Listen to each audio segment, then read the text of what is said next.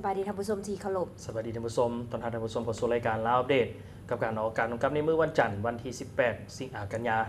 2017 ข้าพเจ้าเป็นพรดาราแซงข้าพเจ้าพุทธศรยินทวงศ์เริ่มต้นติดตามเหตุการณ์ที่เกิดขึ้นอยู่ภายในบ้านโคบเฮาไปเริ่มต้นกันที่การจัดการแข่งขันคณิตคิดไวซิงแซมเวียงจันทร์ครั้งที่ 3ศูนย์คณิตคิดไวสมาร์ทแมทแผนกศึกษาธิการและกีฬานครหลวงเวียงจันทร์ได้มีการจัดการแข่งขันคณิตคิดไวซิงแซมเวียงจันทร์ครั้งที่ 3 ขึ้นในวันที่ 17 กันยายนที่ผ่านมาอยู่ที่หอวัฒนธรรมแห่งชาติเพื่อให้เยาวชนลาวนั้นได้มีเวทีและมีโอกาสในการแสดงความสามารถทางด้านการแข่งขันในคณิตคิดไว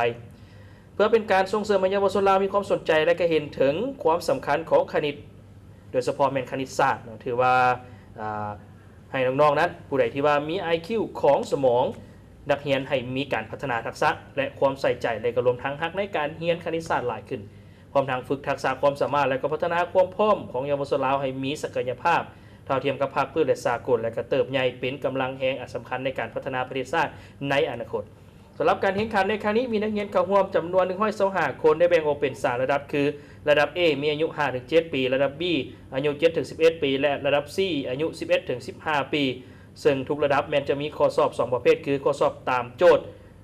บวกและก็ลบและก็มี4สั้น2หลักจำนวน100ข้อใช้เวลา10นาทีและข้อสอบบอกคำปากเป่าตามโจทย์บวกและลบมี4สั้น2หลักจำนวน50ข้อแล้วคัดเอาผู้ที่มีคะแนนสูงสุด1/3ก็คือจะเป็นผู้ชนะเลิศที่1ไม่ได้รับขันรางวัลและทุนเรียนสมาร์ทแมท6เดือนรวมมูลค่า3ล้านกีบชนะเลิศที่2ได้รับขันรางวัลและทุนเรียนสมาร์ทแมท4เดือนรวมมูลค่า2ล้านกีบและชนะเลิศที่3แม่นได้รับขันรางวัลและทุนเรียนสมาร์ทแมท2เดือนรวมมูลค่า1ล้านกีบและผู้ที่ว่าเข้าแข่งขันทุกคนก็แม่นได้รับเหรียญรางวัลสมเสยและก็ผลการแข่งขันของระดับ A ชนะเลิศที่1แม่นนางอนิดาธรรมวงศ์ด้วยคะแนน145คะแนนในทั้งหมด150ของห้องชนะเลิศเนาะอันดับที่2ก็เป็นนางปวินาไสยวงศ์ด้วยคะแนน144และอันดับที่3แม่นเท่าพาดาจุลมณีด้วยคะแนน144ระดับ B ชนะเลิศที่1แม่นนางปาลามีศรีสุขมณี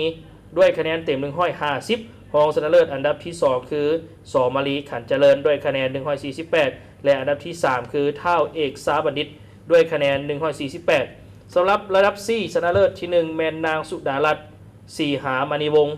ด้วยคะแนน149คะแนนรองชนะเลิศอันดับที่2คือนางอักษรสวรรค์บุญทรังสีด้วยคะแนน145คะแนนและอันดับที่3คือนางวีรศิลป์อินทาจักรด้วยคะแนน144คะแนนก็ถือว่าเป็นการแข่งขันครั้งที่3แล้วสำหรับการแข่งขันคณิตคิดไวเรียกว่าเป็นกิจกรรมดีๆในการที่ว่าเปิดโอกาสให้ทางน้องๆนั้นได้แสดงความสามารถของตนเองในการคิดไวและก็ได้มีการซิงเอาทางทุนการ